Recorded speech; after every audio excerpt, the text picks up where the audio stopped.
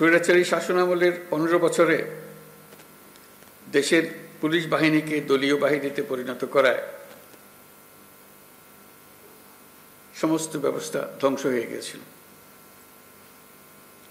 স্বৈরাচারের অবৈধ অন্যায় আদেশ পালন করতে গিয়ে পুলিশ বাহিনী ব্যাপকভাবে জনরোষের মুখে পড়ে। অনেক সৎ পুলিশ সদস্যদেরও এই জন্য মাশুল দিতে হয়েছে।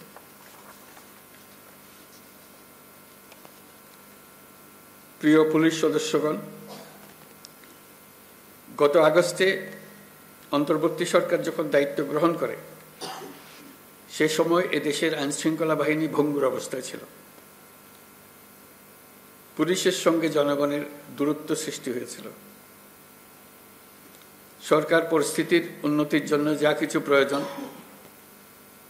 সব রকমের ব্যবস্থা নিয়েছে। সড়ক মহাসড়কে বিশৃঙ্খলা ও জনদুর্ভোগ নিরসন, বিশেষ অভিযান পরিচালনা, অংশীজনের সাথে পুলিশের আন্তঃযোগাযোগ জোরদার করা, পুলিশ সদস্যদের মনোবল বৃদ্ধিতে প্রয়োজনীয় প্রণোদনামূলক ব্যবস্থা নেওয়া হয়েছে। আপনাদের অক্লান্ত পরিশ্রমে শান্তিপূর্ণভাবে দুর্গাপূজা, বিশ্ব ইজতেমা, ঈদ উল ফিতর, বাংলা নববর্ষ সহ বিভিন্ন উৎসব অনুষ্ঠিত হয়েছে। দেশে যতগুলো অপরাধ হচ্ছে সবগুলো ঘটনায় তাৎক্ষণিক ব্যবস্থা নিতে আপনারা সর্বোচ্চ চেষ্টা করে যাচ্ছেন।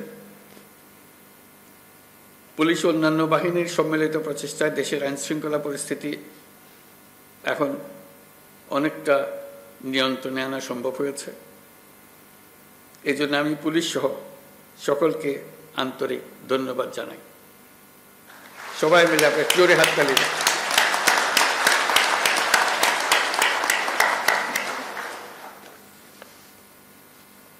এই হাততালি আপনাদের প্রাপ্য।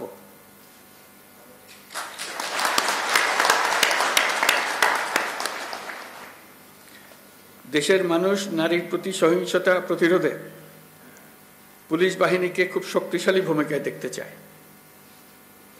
আমি আপনাদের প্রতি আহ্বান জানাই, নারী ও শিশুর নিরাপত্তায় সর্বোচ্চ সংবেদনশীল হয়ে কাজ করবেন। সকল শ্রেণী পেশার নারীরা যেন যে কোনো হয়রানির ঘটনায় পুলিশের হটলাইনে ফোন করে সর্বোচ্চ সাহায্য পায় সেটি নিশ্চিত করবেন। নারী এবং শিশু নিরাপত্তা পেলে আমরা বুঝতে পারব দেশ নিরাপত্তার দিকে অনেক দূরে এগিয়ে গেছে।